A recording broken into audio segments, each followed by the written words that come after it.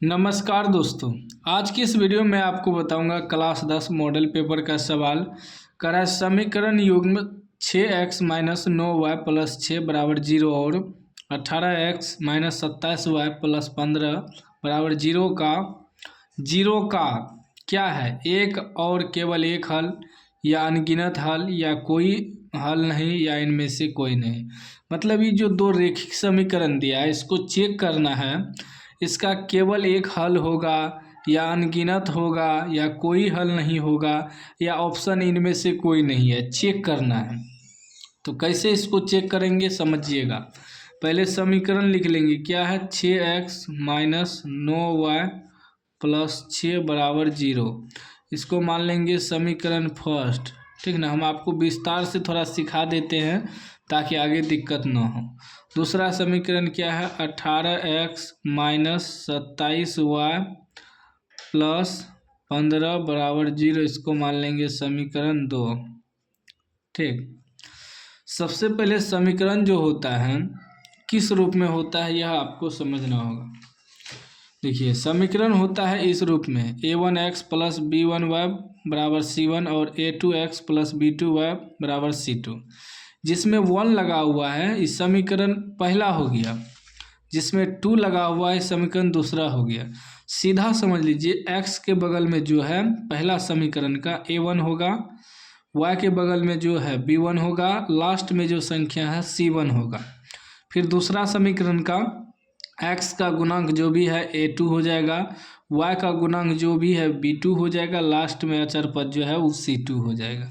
तो पहले निकाल लेंगे a1 बराबर कितना हो जाएगा, x का गुणांक 6, उसके बाद b1 बराबर कितना हो जाएगा, y का गुणांक -9, माइनस है तो लिखना पड़ेगा। उसके बाद c1 आपका 6 हो जाएगा। फिर दूसरा समीकरण का a2 बराबर a2 क्या हो जाएगा 18 हो जाएगा। फिर b2 बराबर b2 आपका -27 हो जाएगा और c2 बराबर आपका 15 हो जाएगा। अब हमें चेक करना है इनमें से क्या आएगा। इसके लिए हमें चेक करना होगा a1/a2, b1/b2, c1/c2 के रूप में ऐसे हमको चेक करना होगा, ठीक ना। a1/a2, a1 कितना है 6 है, a2 कितना है 18 है, b1/b2, b1 कितना है -9 है और b2 कितना है -27 है, c1/c2, c1 कितना है 6 और c2 कितना है 15। अब जो कटेगा काट देंगे, 6 है, 6 का 6, 6 3 का 18, माइनस माइनस भी कट जाएगा, 9 1 9, 9 3 27। उसके बाद ये 3 से कटेगा, 3 दूनी 6, 5 3 15, ठीक ना। तो क्या आ गया 1/3, 1/3, उसके बाद ये आ गया 2/5। एक चीज़ देखिए, ये 1/3, 1/3 ये दोनों बराबर है, क्या है बराबर है, लेकिन ये 2/5 ये दोनों तो बराबर, लेकिन इसके बराबर ये नहीं है तो इसमें नोट मार देंगे। मतलब आ गया a1/a2 बराबर b1/b2, यानी a1/a2 के बराबर में b1/b2 आ गया, लेकिन तीसरा नहीं आया c1/c2 के रूप में नहीं आया, क्योंकि बराबर नहीं हुआ, ये 2/5 आ गया।